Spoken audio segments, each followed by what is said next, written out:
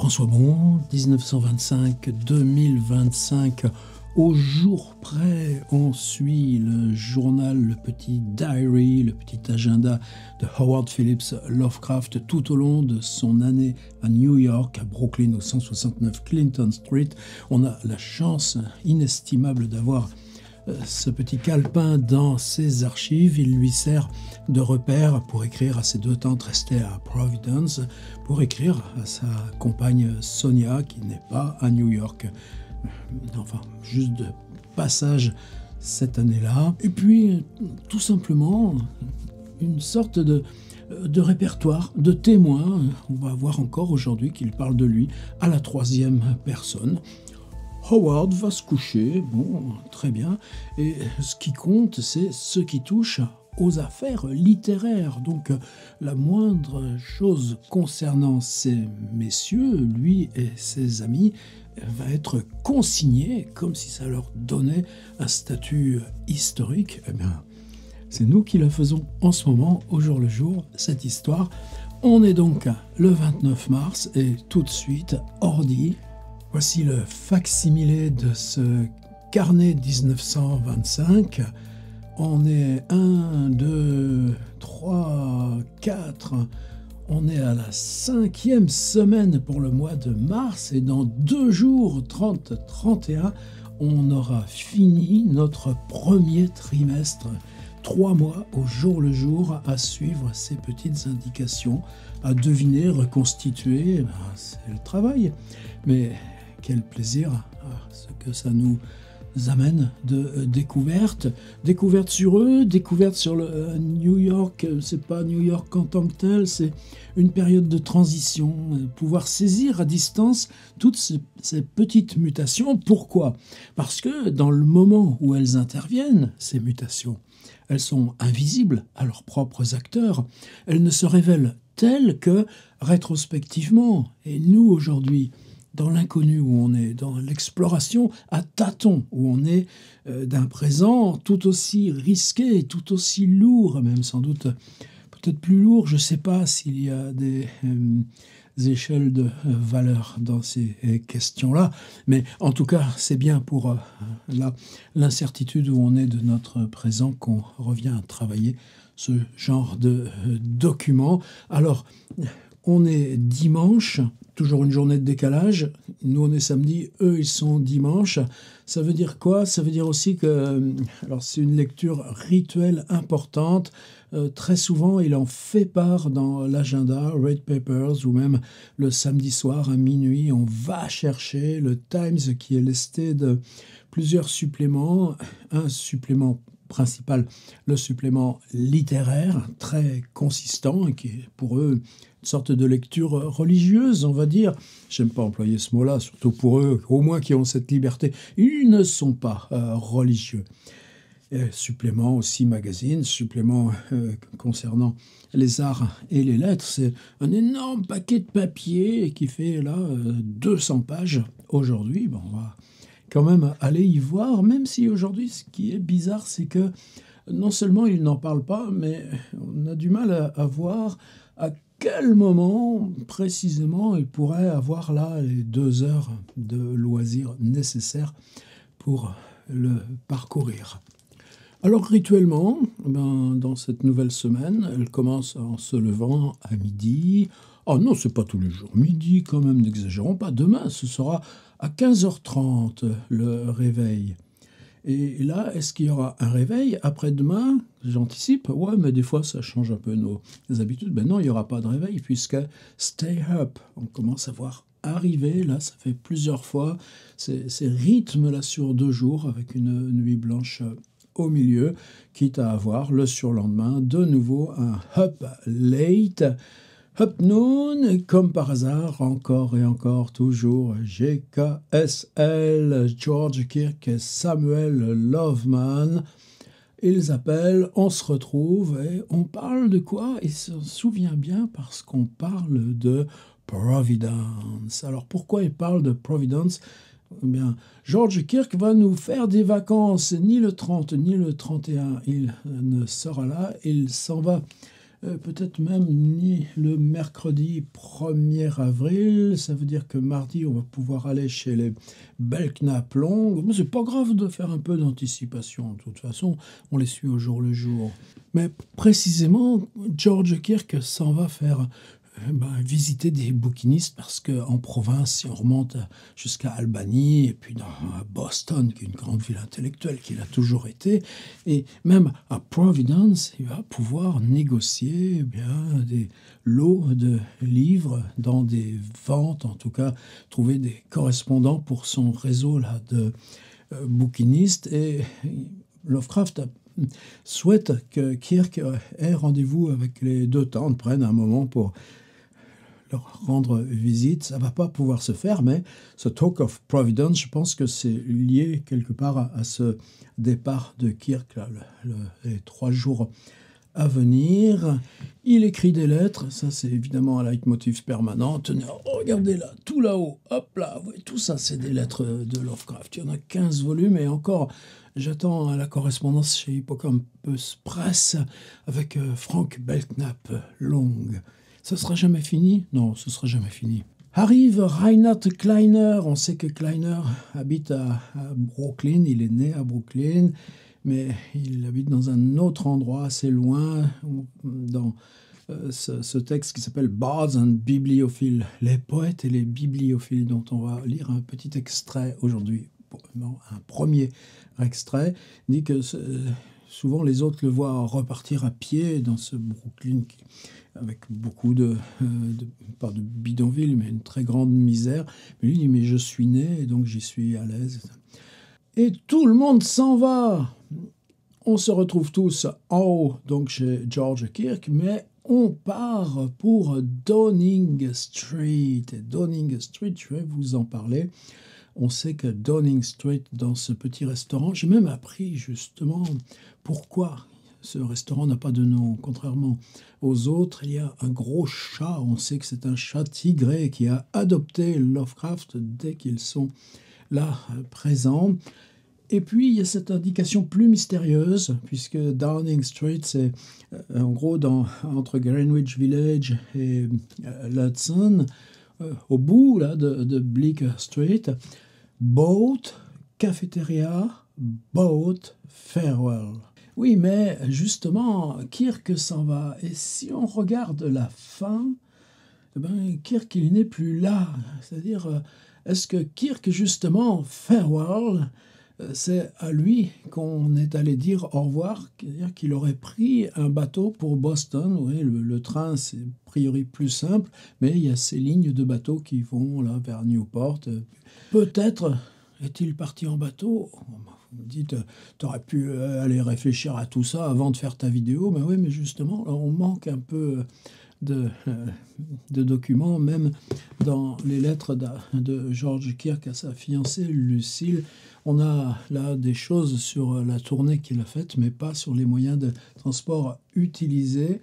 On se retrouve ensuite 42e rue au Double R, le Double R, qui est ce café alternatif qui a leur faveur. C'est sombre, c'est enfumé.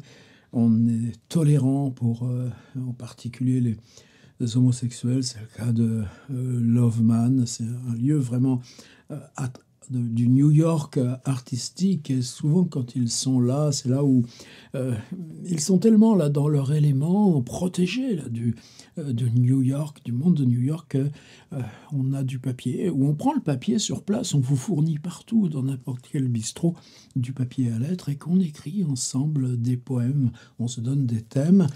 Et revient le mot silhouette. Alors ce mot silhouette, on l'a vu le 26 déjà. Donc c'est H.G. Perry, un jeune noir qui découpe là, au ciseau devant vous votre profil en ombre chinoise. Il est magnifiquement doué. Ensuite, il découpe au cutter ce qui correspond là, au col de chemise. Et voilà, donc daté du 29, la silhouette de Howard Phillips Lovecraft. Mais le 26, il est déjà passé. Alors peut-être pour en faire une qu'il offrira à Sonia, puisque si on regarde pour Kleiner, voilà, là la même silhouette par le même Perry, aussi daté du 29, mais cette fois c'est le profil de Kleiner. Et lui, là, sur celle-ci, c'est dédié à George Kirk. Ça veut dire que c'est sans doute suffisamment pas cher, là, ce qu'on fait faire à Perry, ou à moins qu'il puisse en faire deux à la fois. Je ne sais pas, mais en tout cas, c'est bien présenté. C'est dans un petit rabat avec une découpure. Le fait qu'on soit venu le 26 n'empêche pas qu'on revienne le 29 et que donc et Lovecraft et Kleiner se font de nouveau faire la silhouette. Et Sonia, au mois de juin, alors qu'elle sera de passage à New York, Lovecraft reviendra pour avoir aussi la découpe du profil de Sonia. Et puis tout le monde revient à la maison. Wright Hagee Jr., c'est-à-dire qu'il écrit à Alfred Galpin, et on le voit dans le lendemain, c'est confirmé, Wrote Galpin. Et là, par contre, pour notre malheur, des lettres à Alfred Galpin et quelques autres dans cette deuxième édition. On en a des tas, mais rien qui corresponde à la fin mars. Donc encore une lettre qui n'a pas été conservée par le destinataire. Kleiner est toujours avec Lovecraft. On descend s'alimenter. Cette fois, on va à la Scotch Bakery. On l'a déjà vu passer là, cette boulangerie écossaise qui doit sans doute proposer aussi soit des gobelets de café, soit des petits sandwichs au fromage. HP, moi-même, pourrait-il dire. Il pourrait dire je remonte, ou tout simplement comme il dit retire. Non, c'est Howard remonte chez lui et de nouveau écrit, et il écrit à la tante Lillian. Et là encore, la tante Liliane, on aura une première lettre à la fin de la semaine. Wrote letters, wrote LDC. Alors, est-ce qu'il écrit déjà cette lettre qu'il continuera le jeudi prochain, ou est-ce que je serais tenté de croire, parce que celle du 2 avril, vous pensez bien que j'ai été y voir, elle remonte là au mardi, justement l'après-midi, avec les Belknap longues, on le sait parce qu'ils vont voir un film, The Last Laugh, bien évidemment, on va en parler, mais donc cette lettre fait partie de celles qui ne nous sont pas parvenues. Ça nous laisse quand même déjà un peu de quoi faire ensemble, la preuve. Alors, dans mon petit PDF, première chose, j'ai ce Downing Street. Ça m'avait étonné parce que Downing Street, ça fait plusieurs fois qu'ils vont là, dans ce petit restaurant. C'est une rue aujourd'hui qui vraiment paye pas de mine parce qu'elle est au-delà de Bleecker Street. Et là, on a l'explication. C'est dans ce texte écrit en 1944, c'est-à-dire 15 ans plus tard, quasiment, par Reinhard Kleiner, un texte qui s'appelle Bards and Bibliophiles, qu'il nous raconte. Alors, de temps en temps, nous nous rendions dans un speakeasy du quartier italien de Greenwich Village, où on pouvait déguster une soupe très épaisse accompagnée d'un vin très acide. Et voilà l'explication. C'est-à-dire que, évidemment, si vous entrez, vous vous posez à table, on vous sert le bol de minestrone très épais, eh ben, c'est pas cher. Et il y a avec un verre de vin. L'amendement sur la prohibition ayant été abrogé depuis longtemps, il parle en 1944, il est probablement prudent de dire que l'endroit se trouvait quelque part près du centre terne de cette terne artère, Downing Street. C'est-à-dire qu'on ne dit pas le nom du restaurant, tout simplement parce qu'on est encore dans la prohibition et que malgré tout, quand vous vous asseyez avec votre soupe, on vous donne un petit verre de vin avec. C'est évidemment strictement illégal. Il n'avait pas de nom pour des raisons évidentes et c'est pourquoi nous l'appelions toujours par le nom de l'aimable Italien qui nous servait, Dominix. Le serveur s'appelle Dominique. Depuis, la 6e avenue a été prolongée jusqu'au cœur de ce quartier. Et l'obscur immeuble qui abritait Dominique, c'est effectivement maintenant sur le plan, elle est très très courte, la Downing Street. Dominique se trouve aujourd'hui presque à l'intersection de la nouvelle rue. Lovecraft n'a jamais touché au vin. tout comme il n'a jamais pris de tabac.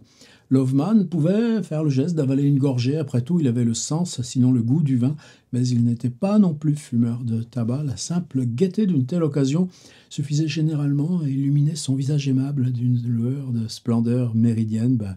Kleiner, il parle comme parle Lovecraft, il y a toujours cette façon un peu hyperbole.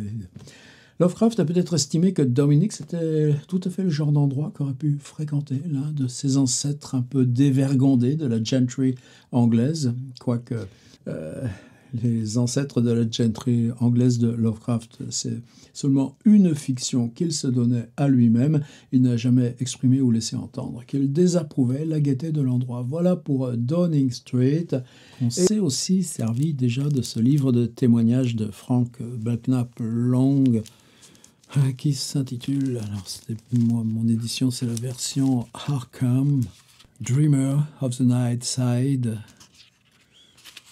les rêveurs dans la nuit. Souvent, je vous ai dit, toujours ils sont à discuter, mais de quoi ils parlent, Bien, Belknap Long nous raconte un petit peu. Voilà comment parle Belknap Long. À peu près invariablement, Howard faisait l'essentiel de la discussion, au moins pour les premières 10 à 15 minutes. Il se levait dans un fauteuil, il semblait ne jamais être à l'aise sur une chaise à dossier droit. Et lorsqu'on se retrouvait, je faisais attention de garder libre le meilleur fauteuil jusqu'à son arrivée. Alors les mots lui venaient comme un jet continu.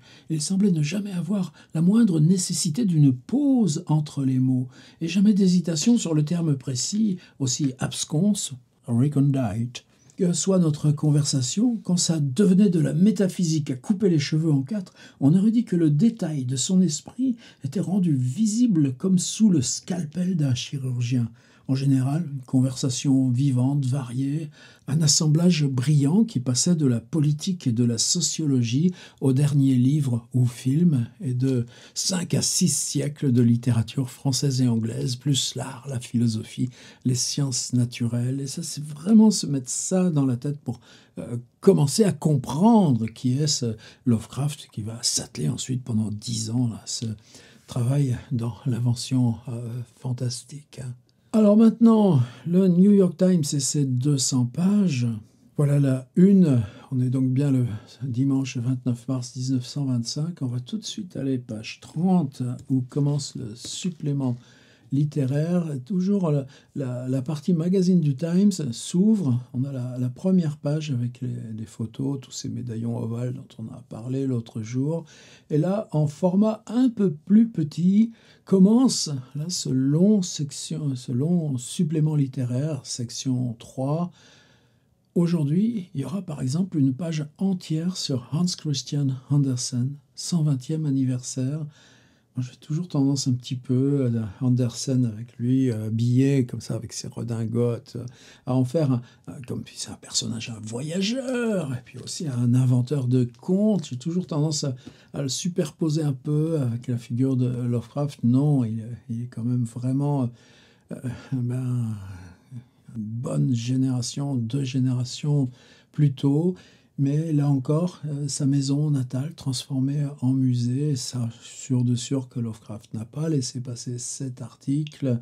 Alors ce dimanche-là, pas d'article qui soit vraiment là dans l'orbite directe là, de ceux du Kalem Club, mais histoire de la révolte artistique américaine via des autobiographies, et en particulier celle de Alfred Kremsborg, troubadour, et Monsieur Van Loon, je connais pas.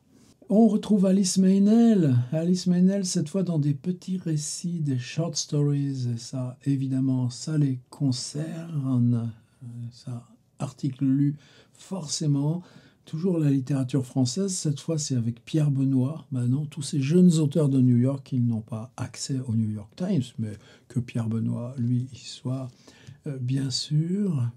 Les publicités, qui sont aussi une autre manière de voyager. Les 10 plus grands éducateurs de tous les temps, Aristote, Galien, Léonard de Vinci, William Shakespeare, John Milton, Francis Bacon, John Locke, Isaac Newton, Immanuel Kant, Ralph Waldo Emerson. Publicité pour les Romras Library, donc un libraire là aussi d'occasion et de commande. Et comme par hasard, elle est 45e rue, donc une adresse où effectivement ils se rendent. L'autobiographie de Keats continue les publicités, mais maintenant des publicités plus petites. Tout le monde l'a acheté puisqu'on l'a déjà croisé. Un magnifique Shakespeare complet, imprimé en Écosse pour 3 $, 2,98 $. Ça donne aussi, c'est important ces échelles-là de prix. Et l'article que j'ai traduit, c'est une pleine page aussi. How to discover your mistakes in English in one evening. Et là, je l'ai traduit. La première étape pour améliorer votre anglais, c'est de découvrir quelles fautes vous faites inconsciemment. Par exemple, parce que vous avez pris la mauvaise habitude de mal épeler certains mots, ou d'en utiliser d'autres à mauvais escient, ou de mal prononcer certains autres, ou bien de ponctuer trop ou pas assez. Quelles que soient vos fautes, il vous faut les débusquer à la racine pour progresser. Votre succès dans la vie dépend de votre maîtrise de l'anglais. Une langue débraillée, fautive, vous ne remarquerez ici et là, ne serait-ce que quelques erreurs, fait que le monde rabaisse votre valeur et vous classe comme inculte. Nous, en France, on en a quelques-uns de bons, des incultes. Une maîtrise parfaite. On est dans une publicité, mais quel plaisir à traduire ça. Et vous savez que Lovecraft a publié dans le United Amateurs une méthode de composition littéraire, un texte qui s'appelle « De la composition littéraire ». Il est sur mon site, il faut que je le rajoute là dans le dossier réservé. Eh bien, ça pourrait être lui qui écrit des choses aussi comme ça. Et tout à la fin, là encore c'est une découverte. Pour moi, le mot linoléum, c'était les années 60. À Civray dans la Vienne. Tout d'un coup, on débarque là dans ce premier étage du vieux garage qu'avaient racheté mes parents. Et tout était à refaire. Eh bien, il y avait une boutique rue du Commerce qui s'appelait Pantaléon. Et chez Pantaléon, il y avait ces énormes rouleaux de linoléum. Et j'ai toujours l'odeur, et pour moi, ça va avec la révolution des plastiques. Je pensais vraiment que linoléum, ça venait des plastiques. Et ben non, linoléum, c'est 1860, toile de jute, de l'huile de lin, on comprime, on chauffe, et voilà, en même temps, magnifique révolution de l'ameublement, parce que New York se recouvre de linoléum. C'était dimanche, à demain. Qui sera encore dimanche pour nous, mais pas pour eux. On est d'accord, vous avez compris.